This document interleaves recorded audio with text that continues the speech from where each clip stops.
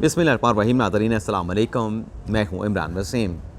नाज़रीन, ख़बर यह है कि बिला आखिर साबिक़ वज़ीर आज़म इमरान ख़ान ने 9 मई के वाक़यात की, जो लाहौर में कोर कमांडर के घर पे तोड़-फोड़ की गई, जलाओ घिराव किया गया, इमलाक को नुकसान पहुँचाया गया, जो रावलपिंडी GHQ के ऊपर हमला किया गया और मुल्क के दीगर शहरों में जिस किस्म के पुरतशद्दुद वाक़यात देखे गए, ख़ान साहब ने 9 मई के इन तमाम वाक़यात की 10 रोज़ के बाद आज 19 मई है, ख़ान साहब ने शदीद अल्फाज में, पुरज़ोर अल्फाज में इन तमाम वाक़यात की मज़म्मत कर दी है।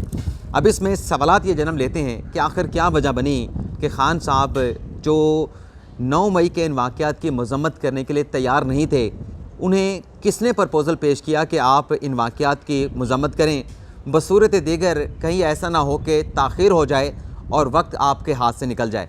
तो सबसे पहले तो ये जो सवालात हैं, इन सवालों के हवाले से कुछ अहम डेवलपमेंट्स हैं, कुछ चीज़ें हैं जो आप नाज़रीन के साथ हम शेयर करेंगे और इसके बाद हमारे प्रोग्राम की जो दीगर अहम ख़बरें हैं उनकी तफसीलात भी आपके साथ हम शेयर करेंगे।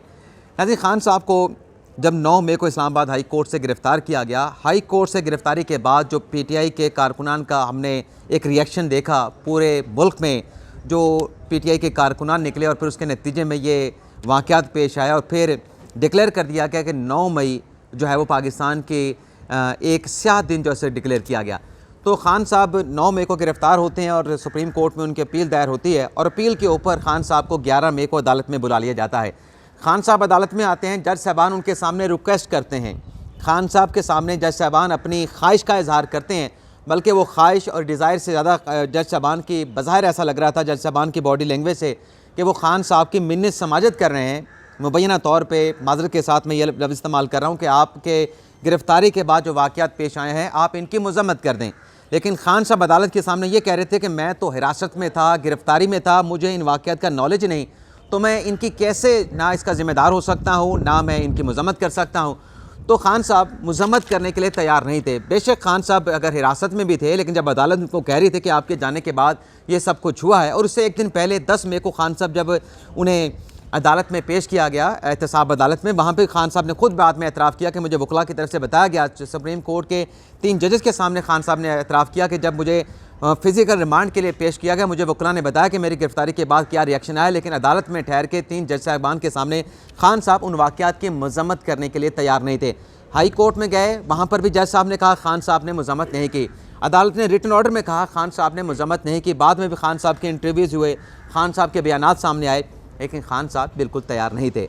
और फिर नाज़रीन उसके बाद जो इस तरह से एक हवाओं का रुख चेंज हुआ और ऐसे लगा कि जो प्रोजेक्ट इमरान ख़ान बनाया गया था एस्टेब्लिशमेंट की तरफ से, उसको वाइंड अप करना शुरू कर दिया गया। PTI के लोग जो है वो एक एक कर से अपनी पार्टी को उन्होंने राहें जुदा करना शुरू कर दी, पार्टी को छोड़ना शुरू कर दिया।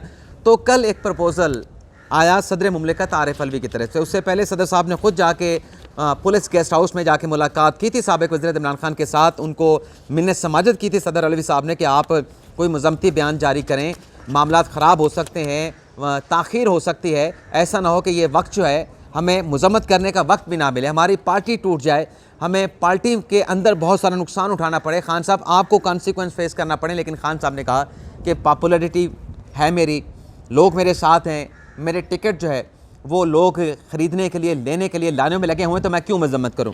तो ख़ान साहब डट गए। लेकिन पिछले 2 से 3 रोज़ में जिस तरीके से धड़ाधड़ PTI के लोग जो है वो छोड़ के तहरीक इंसाफ को खैरबाद कह रहे हैं, तो ख़ान साहब को प्रपोज़ल कल दिया सदर मुमलिकत आरिफ अलवी साहब ने। वैसे तो इंटरव्यू में भी कहा कि ख़ान साहब को बड़े पुरज़ोर अल्फाज के साथ इसकी मज़म्मत करनी चाहिए। तो ख़ान साहब ने आज, वैसे तो रात भी एक छोटा सा स्टेटमेंट ख़ान साहब का सामने आया, लेकिन आज वो अदालत में ज़मानतों के सिलसिले में पेश हुए थे, वहाँ पर ख़ान साहब ने इन वाक़यात की मज़म्मत की है पहली मरतबा। और ख़ान साहब ने कहा कि कोई ऐसा शख्स जो है ऐसे वाक़यात की हौसला अफजाई नहीं कर सकता।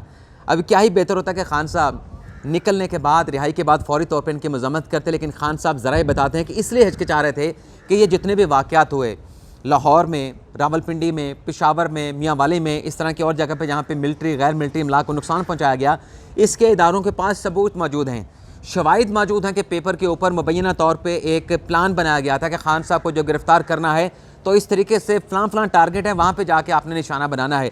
और ये शवाहिद दिखाए गए हैं, ये शवाहिद जो है वो इकट्ठे किए गए हैं। अभी आप देख लें कि जो मुराद सईद साहब का एक वीडियो बयान सामने आया था जो कि इदारों के पास मौजूद है, जिसमें मुराद सईद साहब खान साहब की गिरफ्तारी के बाद ये वीडियो बयान जारी करते हैं कि टारगेट पे पहुँचें, जो आपको टारगेट दिया गया था उन टारगेट्स पे पहुँचें और वहाँ पे जाके आपने जो करना है, जो आपको जिम्मेदारी सौंपी गई है, आप वो जाके अपनी जिम्मेदारी से अंजाम दें। तो एक तो ये है। इसी तरीके से शहरियार अफरीदी साहब के चीज़ें मौजूद हैं। इसी तरीके से मुबैना तौर पे शेरी मज़ारी साहबा को जो टारगेट किया गया है उनसे मुतल्लिक़ भी कहा जा रहा है कि शवाहिद मौजूद है। वैसे नाज़रीन, अफसोस मुझे इस बात पे होता है, हम तो फैक्चुअल रिपोर्टिंग कर रहे होते हैं, लेकिन चले जो कुछ भी है, ख़वातीन के हवाले से कम कुछ थोड़ी सी लीनियंट पॉलिसी होनी चाहिए। जो बाकी हैं चले मर्द हजरात को, लेकिन अब देखें ना, शेरी मज़ारी साहबा की ज़मानत हुई, ज़मानत होने के बाद उसको बार बार गिरफ़्तार किया गया, रिहा नहीं किया जा रहा, और आज इस्लामाबाद हाई कोर्ट में उनकी रिहाई के बाद दोबारा गिरफ्तारी के ऊपर तौहीन अदालत केस की समाअत हुई है। और इस केस की समाअत करते हुए जज साहब मियां गुल हसन औरंगज़ेब साहब ने जो रिमार्क्स थे वो आप नाज़रीन सुन चुके होंगे। लेकिन नाज़रीन ऐसे लगा कि जो सुप्रीम कोर्ट के मनाजिर थे वो अब इस्लामाबाद हाई कोर्ट में देखने को मिल रहे हैं। यानी जज साहब मियां गुल हसन औरंगज़ेब साहब जो हैं वो आज जो रिपोर्ट किया गया उसमें तो कहा गया कि वो आपदीदा हो गए, वो रो पड़े, लेकिन दरअसल उनकी जो आवाज़ थी वो भर आई। अब ये इसी किस्म के मनाज़िर हमने सुप्रीम कोर्ट में भी देखे जब इलेक्शन से मुतल्लिक़ मुकदमे की समाअत हो रही थी और बात हुई जज साहबान के एहतसाब के हवाले से, तो चीफ़ साहब ने एक रिमार्क्स की, एक जो है वो बहुत सारे रिमार्क्स दिए, और उस दौरान भी चीफ़ साहब की जो है वो आवाज़ भर आई थी। कुछ चैनल्स ने रिपोर्ट किया कि वो आपदीदा हो गए, आपदीदा नहीं बल्कि उनकी आवाज़ भर आई थी। तो उसी किस्म के मनाज़िर अब इस्लामाबाद हाई कोर्ट में भी देखने को मिल रहे हैं। बल्कि जो चीफ़ साहब ने गुड टू सी यू कहा था, आजकल वो तमाम बातें गुड टू सी वाली जो है वो इस्लामाबाद हाई कोर्ट के जज साहबान कर रहे हैं। अब न जाने वो तर्जुमे कर रहे हैं या उनका मकसद क्या है, लेकिन जज साहब ने ज़रूर कहा आज इस्लामाबाद हाई कोर्ट के मियां गुल हसन औरंगज़ेब साहब ने कि बज़ाहिर ऐसा लगता है कि रियासत जो है अपने मतलब अख्तियार के ज़रिए कोर्ट के जो ऑर्डर है उनकी डिफाइंस कर रही है, वो उनको दबाने की कोशिश कर रही है। तो इसके ऊपर तौहीन अदालत की दरख्वास्त के ऊपर, चाहे वो शाह महमूद कुरैशी के हवाले से, बल्कि आज बयान हल्फी जमा करवा दिया गया है कि वो इस किस्म के इश्तियाल अंगेज़ उकसाने वाले बयान नहीं देंगे, तो शाह साहब की तो लगता है कि रिहाई हो जाएगी। लेकिन बाकी जो मलिका बुखारी साहबा का मामला है, उसके साथ साथ जो आली मोहम्मद ख़ान का मामला था, शेरी मज़ारी का मामला था, उस पर 23 मई तक जो है वो नाज़रीन नोटिस जारी कर दिए गए हैं। अब नाज़रीन सवाल ये है, अच्छा यहाँ पे एक और गलत तशरीह भी होती है, उस पर आने से पहले जो खान साहब को अल्टीमेटम दिया गया है और जज साहबान ने कैसे हाथ खड़े किए हैं या इनकार किया, ये क्या मामला, इस पर आप नाज़रीन के साथ बड़े कुछ अहम डिटेल्स हैं। एक तो नाज़रीन जो इलेक्शन से मुतल्लिक़ मामला था, 14 मई को इलेक्शन करवाने वाला, जिस पर ECP की जानिब से नज़रसानी की दरख्वास्त दायर की थी, उस पर बाकायदा तौर पर जो है वो तहरीरी फ़ैसला उस रोज़ का समाअत का जो है वो जारी कर दिया गया। ग़ालिबन 15 मई को वो समाअत हुई थी और आइंदा समाअत जो है वो 23 मई को होने जा रही है। अब इसमें एक डेवलपमेंट नाज़रीन ये हुई है, जो ख़बर आपके साथ हम शेयर करने जा रहे हैं, कि जो बाइकआउट किया गया था PDM की सियासी जमातों की तरफ से, आज वफाकी काबीना का इजलास हुआ है। वफाकी काबीना के इजलास में अभी ये ख़बर सामने नहीं आई, लेकिन ज़रा ने बताया कि इस नुक्ते पर गौर किया जाएगा कि जो बाइकआउट किया गया था अदालती कार्रवाई का, वो बाइकआउट ना किया जाए और नज़रसानी की दरख्वास्त में जो हुकूमती वकला हैं वो जाके पेश हों और जाके अपना केस वहाँ पर लड़ें और प्रेजेंट करें। यानी एक तब्दीली देखने को मिल रही है कि जो बाइकआउट था वो बाइकआउट हुकूमत ग़ालिबन आज के वफाकी काबीना के इजलास में ख़त्म कर सकती है। लेकिन हतमी ख़बर तब सामने आएगी जब वफाकी काबीना का इजलास इस वक्त तो जारी है, जब इख्तिताम पजीर होगा तब पता चलेगा। इसके अलावा जो कौमी सलामती कमेटी का इजलास हुआ था, जिसमें फ़ैसले किए गए थे कि जो ज़िम्मेदारान हैं इन तोड़ फोड़ के वाक़यात की, पुरतशद्दुद वाक़यात की, उनका आर्मी एक्ट के तहत और जो ऑफिशियल सीक्रेट एक्ट है उसके तहत ट्रायल किया जाएगा। तो उस पर भी आज कौमी सलामती कमेटी के जो फ़ैसले थे उनकी जो है वो तौसीक कर दी गई है। इसके साथ साथ लाजमी खान साहब को रिहा किया गया 9 मई के गिरफ़्तारी के बाद 11 मई को, और उसके बाद खान साहब ने जब 12 को जाके एक तकरीर की जिसमें खान साहब ने कुछ ओहदेदारान को बेगैरत कहा, बेशरम कहा और न जाने किस किस्म के सख्त अल्फाज इस्तेमाल किए, उसका भी नाज़रीन खान साहब को नुकसान पहुँचा है। खान साहब को बहुत ज़्यादा नुकसान पहुँचा है और इसके कॉन्सिक्वेंस आइंदा आने वाले दिनों में भी खान साहब को फेस करना पड़ेंगे। ज़राए नाज़रीन बताते हैं कि खान साहब की उस स्पीच के बाद जो खान साहब को एक रिलीफ मिलता था, जो एक सपोर्ट मिला करती थी या एक नरम गोशा होता था जुडिशल इस्टेब्लिशमेंट में, जजेस के अंदर, वो तमाम चीज़ें अब चेंज हो चुकी हैं। वो मामलात पहले जैसे नहीं रहे। ज़राए बताते हैं कि मुलाकात में कुछ जज साहबान ने आपस में डिस्कस किया है कि ये बंदा जो है, इसकी जो स्पीच है ये ऐसी स्पीच नहीं जो आइंदा आने वाला, जैसे कहते हैं कि प्राइम मिनिस्टर इन वेटिंग, उस किस्म की स्पीच नहीं थी। तो अब वहाँ पे जो मामलात जिस तरीके से चल रहे थे, अब वहाँ पे ब्रेक लग गई है। बल्कि पसपाई कह लें या कह लें कि पीछे की जानिब हट गए हैं।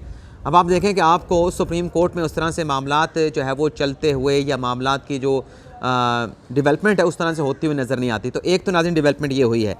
इसके अलावा नाज़रीन खान साहब को अल्टीमेटम दिया गया है।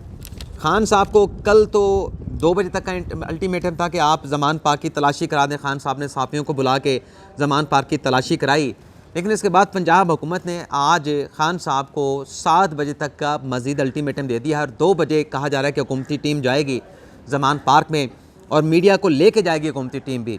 और अब तक ये भी खबरें सामने आ रही हैं कि 8 दहशतगर्द जो ज़मान पार्क से फ़रार हुए थे उन्हें पहले गिरफ़्तार कर लिया गया था, 6 मज़ीद फ़रार हुए, उन्हें भी गिरफ़्तार कर लिया गया है। और आज हुकूमती टीम 2 बजे ज़मान पार्क के में जाएगी, वहाँ पे खान साहब के साथ रब्ता किया जाएगा कि जो टीम है हुकूमती टीम उन्हें जो है वो मुलाहिज़ा करवाया जाए ज़मान पार्क का अंदर का इलाका, मीडिया के लोग भी वहाँ पे मौजूद होंगे। तो देखते हैं खान साहब उसके ऊपर क्या रिएक्शन देते हैं। और बेहतर रास्ता खान साहब के लिए है कि खान साहब उन्हें जो है वो तलाशी लेने दें। अगर उनके पास सर्च वारंट है तो खान साहब उन्हें, बल्कि सर्च वारंट के बगैर भी खान साहब का अगर बोनाफाइडी है, नीयत दुरुस्त है, कोई ऐसा गलत नहीं किया, बंदा अंदर नहीं, तो खान साहब कहें आएँ और आके देख लें, तलाशी कर लें, जो आपने ढूंढना है ढूंढ लें।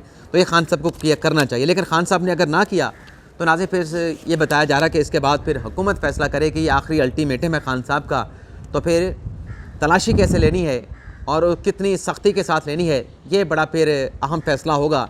लेकिन ये खान साहब के लिए इसके बड़े कॉन्सिक्वेंस होंगे। इसके अलावा नाज़रीन खान साहब, हाँ, ये जो एक चीज़ों को गलत इंटरप्रेट किया जा रहा है नाज़रीन, मैंने पिछले वीलॉग में भी कहा था कि हमारे कुछ दोस्त हैं जो कहते हैं कि फ़ौजी अदालतों में आज जो PTI के लोगों का ट्रायल होगा, कल को ये तमाम चीज़ें नून लीग को भी फेस करना पड़ेंगी, पीपल्स पार्टी को भी फेस करना पड़ेंगी, माजी में भी उन्होंने फेस किया। देखें, कॉन्स्टिट्यूशन सबसे बालातर है, कॉन्स्टिट्यूशन की जो बालादस्ती होनी चाहिए, लेकिन कॉन्स्टिट्यूशन के किसी आर्टिकल को आप सिंगल आउट करके ज़ाती मफाद के लिए इस्तेमाल नहीं कर सकते। कॉन्स्टिट्यूशन के तमाम आर्टिकल एक दूसरे के साथ उनकी कोहेजन है, उनकी हारमनी है, हम आहंगी है। तो आप एक आर्टिकल को निकाल के अपनी इंटरप्रिटेशन करेंगे तो बाकी जो आइन के आर्टिकल्स हैं वो रिडंडेंट हो जाएंगे।